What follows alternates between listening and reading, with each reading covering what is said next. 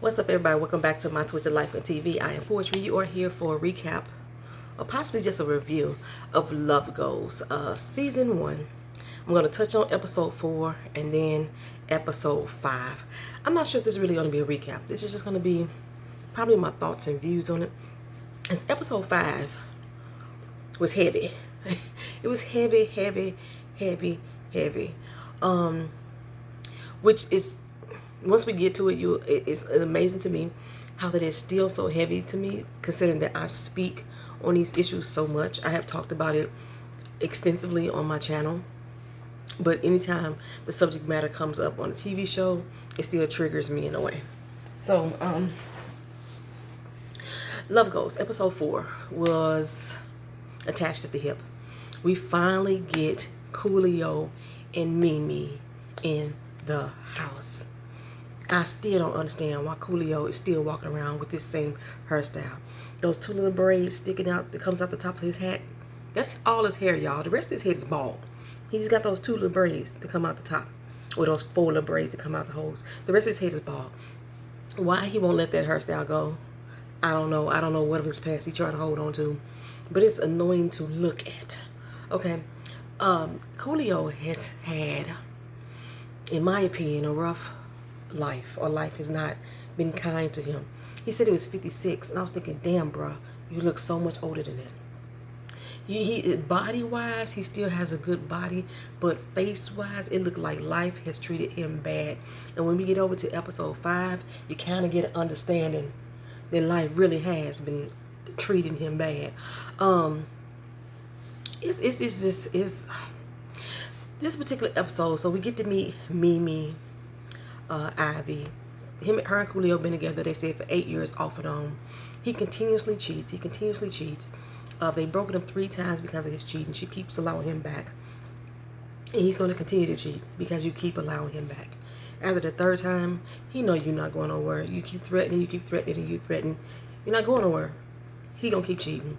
Coolio says very clearly that he don't want to be monogamous. That's not how he was raised. He was raised to have multiple women in his life. Drugs was always a part of his atmosphere. That's just who he is as a person. And he don't want to change. He wants to keep Mimi in his life, but he wants to keep Mimi in his life accepting things as they are. He want his cake and eat it too, so to speak. Mimi, I'm not sure how old she is, but she says she is still currently a stripper. I was surprised to hear that. I knew she used to be a stripper. I didn't know she was still a stripper. And then I started wondering, how old is she? Or how young is she? To be tolerating this, to be taking it from Coolio. She said when she first met him, she was at a party. She got to the party. It was too much going on. It was girls kissing girls. It was drugs going around. It was too much activity that she wasn't down for. So she bounced. Now, I don't know how Coolio caught back up with her. They got to skip that part. But he pursued her. And he liked her feistiness. He liked her non-pushover attitude. He liked the fact that she didn't smoke, that she didn't drink. She was an escape from what his current life was. That's pretty much what Mimi was to him.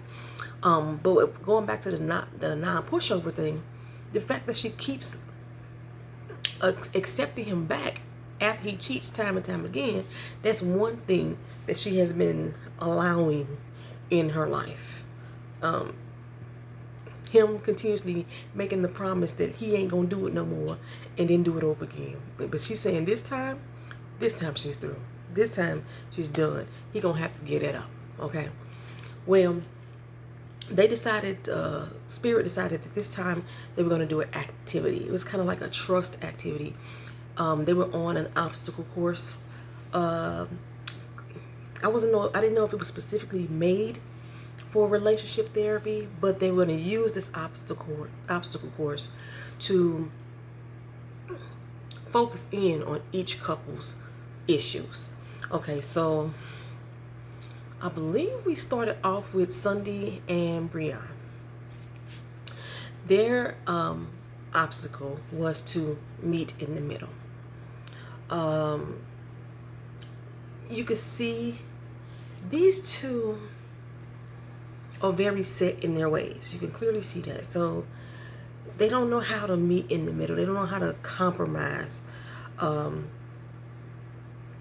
as much as a couple should do. It looks like there may be a lot of compromise on one end of the spectrum, to the point, to a certain extent, as far as Breon is concerned. As soon as he see her crying, as soon as he feel like he hurt her feelings, and he said, okay, I'll back down.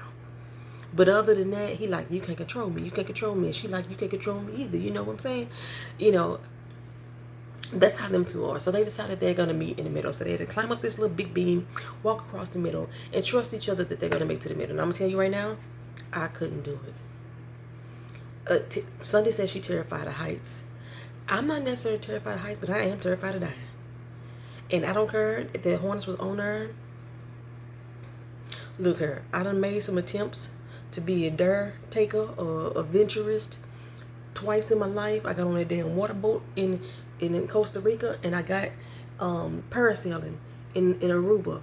And when I was on parasailing in Aruba, I was up there talking to God, and I was telling him, I don't know why I'm up here so close to you. I didn't understand, you know. I don't have to do that type of shit in my life, but this is supposed to be building trust and understanding with one another, that they were always going to be there for each other, that they can meet each other in the middle. You know, they did it with some struggle, but they got through with it. Spin and Q, he had to stay on the ground, and she had to climb up and then jump off. This was, I forgot what this was supposed to teach them. That she's able to let go and allow and put her trust into him. That's what that was supposed to be for. You know, she pretty much did it with ease. Mimi and Coolio, they both had to climb up, and they had to do stuff in unison. They had to do something together. They're supposed to climb up together, jump down together. We got to the top. Coolio was like, I'm gonna go ahead and go without you. You know, but if one person jumped down without the other one's pole shakes and trembles. So they had to go together. They climbed up there like some G's. They got through it. Dwayne and Teresa. I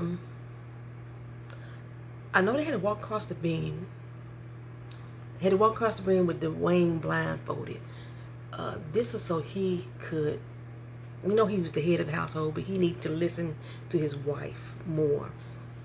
So he had to follow her instructions, because if he didn't, he could fall. So they had to do this where she guided him across, and then they had to switch places. Oh, no, there was Sunday and Breon. They had to switch places. But yeah, so Dwayne and Teresa, they did theirs, you know, came down like some G's. When it came down to Benzino and Althea, Benzino was not trying to have it. See, earlier, Althea, according to Sunday, called her into the room to ask her about having some guy come to the house. Sunday said that she felt that she didn't want Benzino to be blindsided. So she went to go tell him. She wasn't trying to instigate anything. To let him know, hey, I didn't want you to be shocked, but there might be some changes coming around the house. Althea got a dude coming over. Okay. Sunday. So Althea put her trust into Sunday to let her know, or to ask her opinion about some dude coming over, right? Sunday decided, oh, let me go throw some salt in the motherfucking game. She not cool with Benzino. She don't even like Benzino for real. So to feel like she was trying to protect him, that's some bullshit. She may have not been trying to instigate a fight between Althea and Benzino, but I do think that she was trying to throw some shit in Benzino's face. She said, well, now I know, when I hindsight is 2020, I look back on it, I shouldn't have said nothing. Oh, but then Benzino is furious. Whoever that nigga is that she wanted to come over, let this motherfucker come do the exercise with her. Althea says, I wouldn't invite no dude. I was just saying, what if? I wonder. Stop lying, bitch. Stop lying. You wanted some dude to come over, and you wanted it to be cool with other girls that had this other dude come over, get their approval so they could help you keep your secret. Y'all know the Spin ain't never involved with the other girls. I don't know, it's because of the age difference of there. But when that shit going on, no, Spin ain't never involved. The Spin wouldn't have it. I don't think Spin would have it. She probably wouldn't say shit. She probably go back and tell Q. And then Q would go tell the guys. Because if, like I say, if Sunday was really trying to be there for Benzino, so he wouldn't be blindsided by this, Sunday would have told Brian. And then Brian would have been the one to say, let's stay out of this. Or Brian would have took it to him like, dog, hold up. Hey, this about to go down. You know what I'm saying? No, Sunday was trying to ruffle Benzino's feathers, not necessarily have it blow back in her face with Althea. That's what that was to me. But Benzino said, so I'm not doing shit with her at all. Point blank, period. It's not gonna happen. Spirit pretty much forced him to. She called his punk hard. You told me that you was gonna do this. You say that you a man, so be a man of your fucking word. You told me your word is all you got, and you trying to take your word back from me. Okay? So, after some poking and prodding, Benzino and Althea got up there together. They climbed up. Of course, they didn't expect them to reach the top and ring the bell, but of course you knew that was gonna happen. So they made it all the way up to the top. They rung the bell, and they was crying and hugging, and Benzino confessed his undying love and affection for her again, as he always do. They get back to the bottom, and he's still crying, and you know, Althea got some tears too. But Benzino is always the one who seems to be having the breakthrough to me. You know, Spirit, she down there crying. And she like, how did it feel? You know, y'all finally did. You know, she was like high-fiving motherfuckers and shit like that. And Benzino was like, man, I love this woman. She the shit. He up there encouraging her and telling her how strong of a person she is. And she always been so strong and how much he love her. He don't never want to hurt her. And Althea says nothing. She flicks those false lashes. Adjusts that badass wig. Allows Benzino to pull his heart out. Only thing Althea said in the confession was this was for her son. But as far as Benzino was concerned,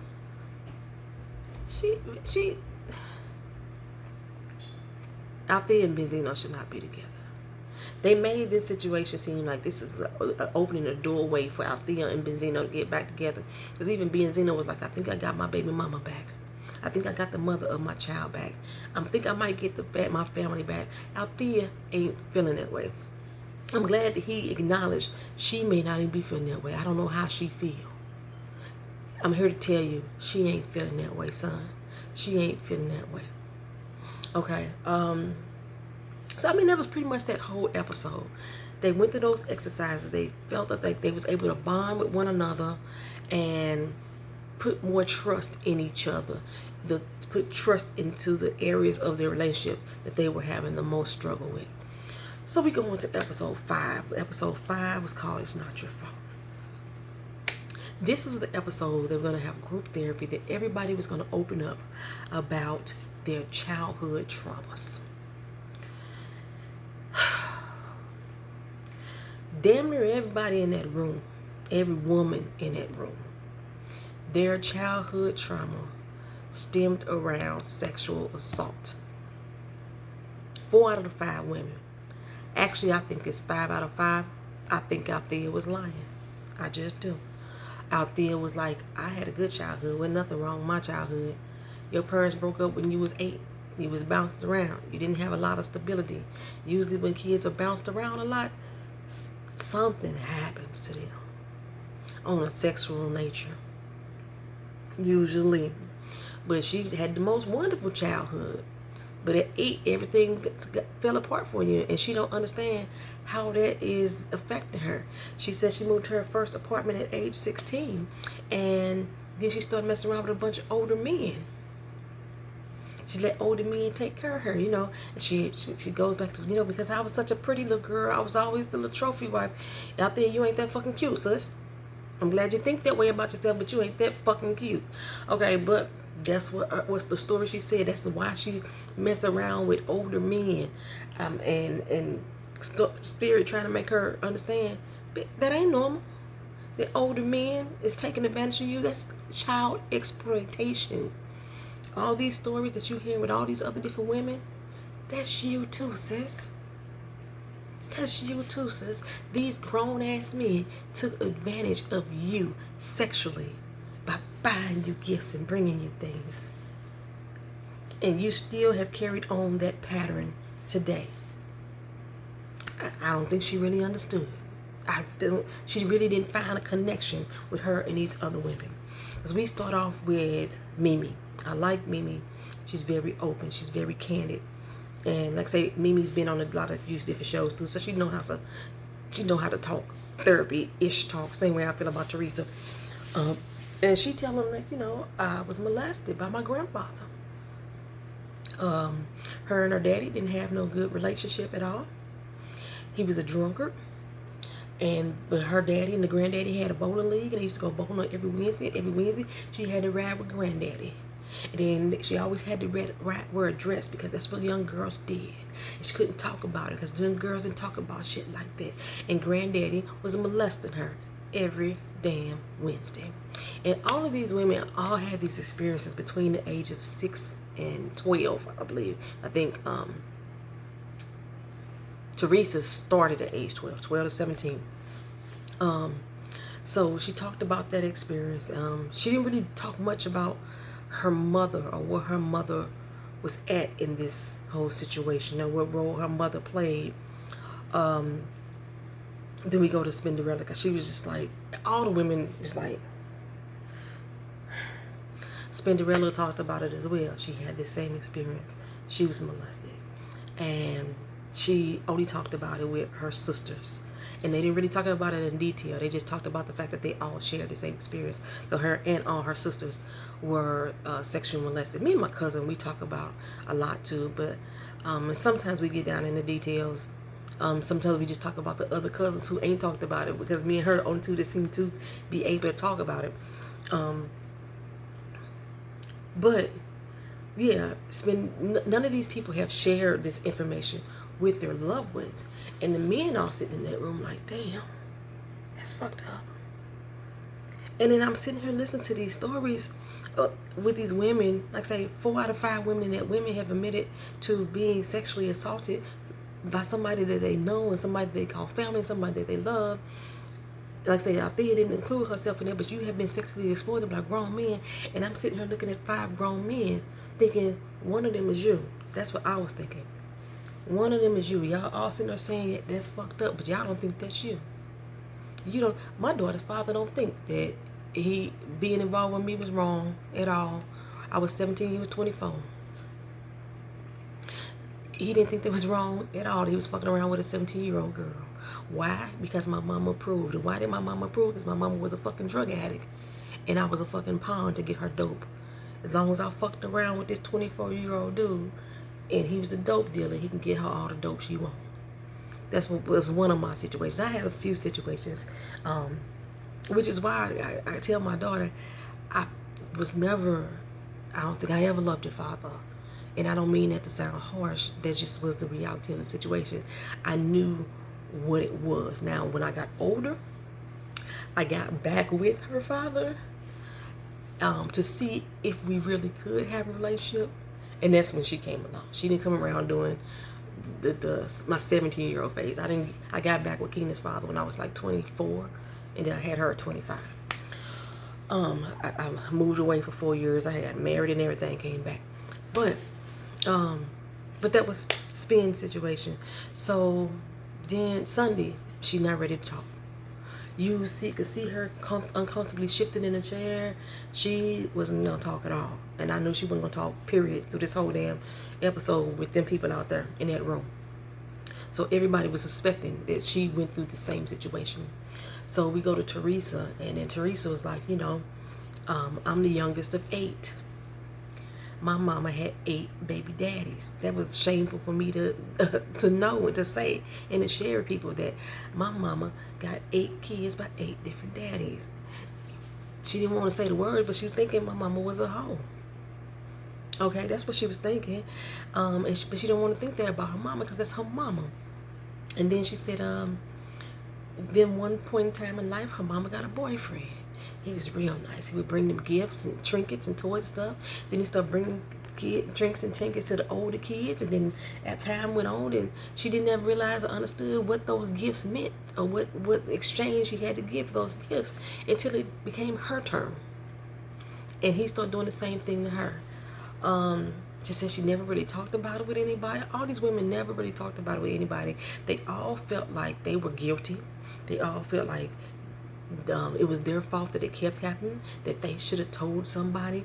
None of these women accepted or understood that they were children, that the adult should have been the one not touching you. It's not your fault.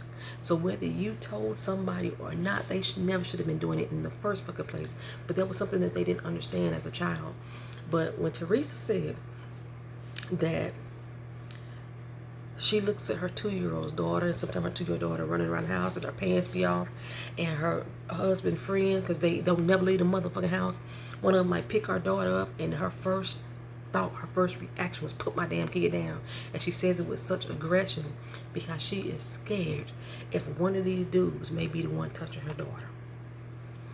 I wonder if Dwayne really heard and understood what his wife was saying in that moment. I wonder if he really got a grasp on what she was saying. You call all of these people your friends. You call all of these people your brothers, your family, and they're always around us in our house. They're around me, and they're around your 2-year-old child. I was molested and harmed by somebody we trusted, somebody who was a friend. What makes you think that it won't happen again? Dwayne might have been sitting there in his own mind thinking, I will kill one of them niggas if that happened. Because that's how most guys respond. They happen to my daughter, I'm going to kill a motherfucker. I'm going to kill a motherfucker. That's usually how men respond to that. And you know, he wasn't saying it. But the fear is there. I think he thinks that these dudes respect him and fear him so much that they would never think about harming their loved one. And then we go to Coolio, who mamas, aunties, uncles, brothers was all cheaters. They boyfriends and girlfriends was all cheaters too. And he had, I believe it was his aunt, and they kept beeping it out because I guess he still wasn't ready to share this time.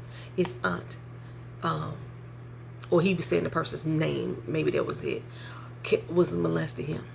She used to force him to eat her cat. Coolio was the only man that shared the experience of being molested. And it happens to men all too often. And the sad part of it is that most men are taught that that is a rite of passage to become a man.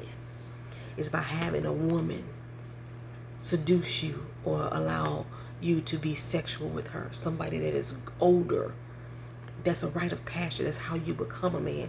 I know I've heard stories of men having their fathers go out and buy them a prostitute so they can fuck for the first time. That's a rite of passage to be with the older person. And that's still molestation. That's still incest. That's still child exploitation. But Coolio was the only one who was able to share that happened to him. And like I said, in his house was full of gangsters and thugs and, you know, and all that shit. And it still happened to him. Who else? Dwayne. Was it Dwayne? Breon. Let's go to Breon. Breon's whole situation was his daddy wasn't around. That was his childhood trauma. He thought all his life, up until to this day, he's still trying to do stuff to make his daddy proud, to make his daddy come home. He's hoping one day that the man gonna pop up and be like, I was so proud of you, son. You know, that's my son right there. He looking for that love and affection. So, Spirit feels that is why he wants attention from so many different women or so many different people, because he didn't have that love and affection for his father. He's still sitting there waiting on it. So he figured he can get the love and affection that he needs from different women.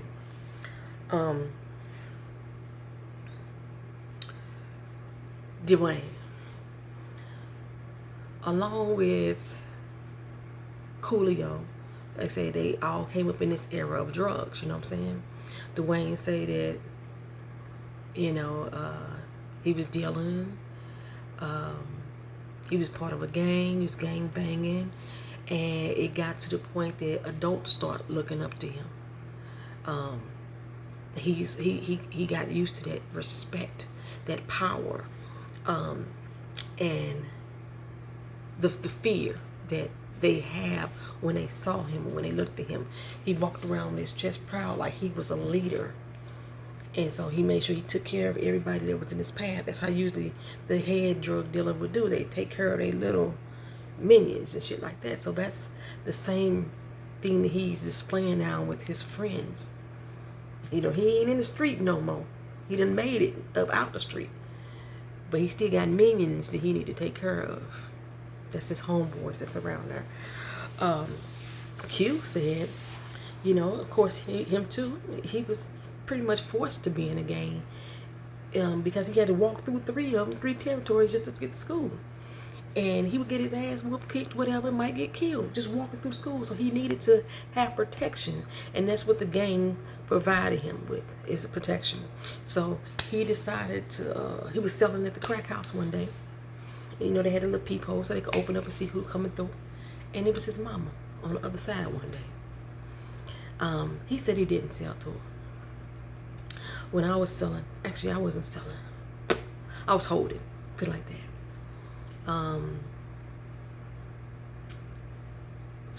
My mama would threaten me for drugs. She whooped my cousin ass once for the money my cousin was holding for the water bill just to get drugs. My mama robbed me, set me up with my brother's auntie over drugs, you know what I'm saying? So if my mama would came to that door at that time of my life, I probably wouldn't give a fuck. I would have treated her like any other fucking junkie and dope head out there, because that's what I saw her as growing up. She would sit there with her plates of dope, cut it up right there in front of my face. We had so much dope flowing through our doggone house. I had some cats we named Cocaine Residue. Cocaine Residue was the name of our cats. She named them. Oh shit, I'm burning food, hold on. Yeah, I was burning my food. Oh, I don't mean to burn my food. So let me get off my mama and a cute situation. But yeah, we moved on to Althea. Like I said, I talked about her already. Benzino, he wasn't ready to talk to you.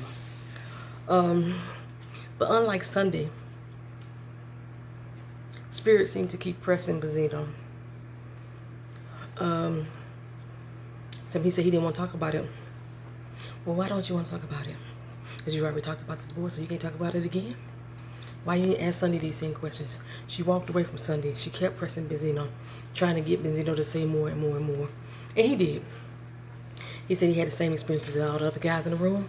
All of them dealt with drugs and gangs and murder and jail and indictments and stuff like that. They all been through that life. They seen their life.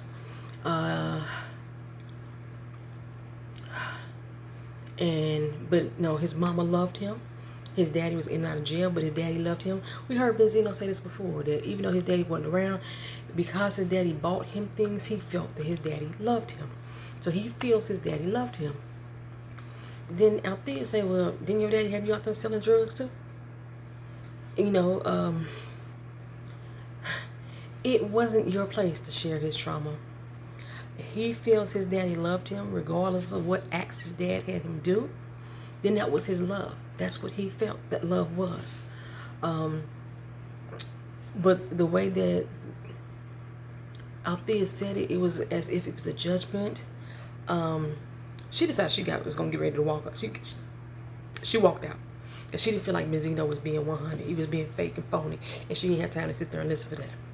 And like, this is a group session. This is not the time for that, is what Spirit was trying to tell him. But at a certain point, Benzino was like, you know, I'm done with this too. Are we done here? I'm done. I said I didn't want to talk about it, so he left out. So afterwards, Spirit decided to have a talk with Althea. I don't know why every episode becomes the Benzino and Althea show. Every fucking episode. But she decides to have a talk with Althea and tell Althea, again, like I just said, it wasn't your place to speak on his trauma and what is a trauma to him. It's not your place to try to check him. Every time he don't do something your way, you gotta throw it in his face or make him look bad or feel bad about it. You gotta be the one to pull his punk card or pull his hoe card or whatever it is you think you're trying to do. You have to be in control. You have to belittle him. You know, you always crying victim. Sometimes you have to accept the fact that you be starting shit your damn self. That's basically what Spirit told her. And she had to talk with Sunday afterwards. And then Sunday revealed too that she had the same type of molestation as the other women were describing. She just don't know how to talk about it. She don't know if she ready to open up to Breon, because she don't want, she already shared enough bad shit with him. She don't want to look like damaged goods to him. She already feel empty inside. She don't want him to see the ugly, because that's what she feel like he don't see her on the outside. And I don't think too many women share this experience with their guys. First of all, I don't think guys want to know. I don't think guys want to know. I really don't. Because like Q was saying, he feel like he should be able to protect his woman. And hearing these stories, this is a time in her life that he wasn't there. He couldn't protect her. And he feels some kind of way about that. She is pissed off about that shit.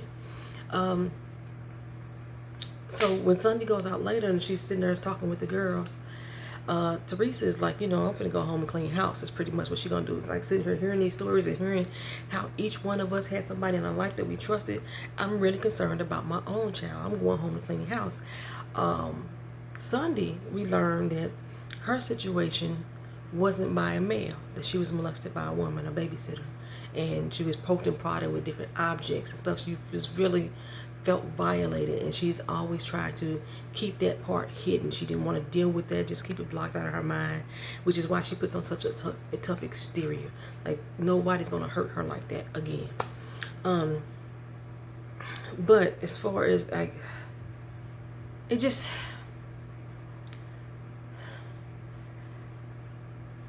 from this conversation, like I say, for the most part, I really want Dwayne to have heard Teresa. I really want him to have heard Teresa.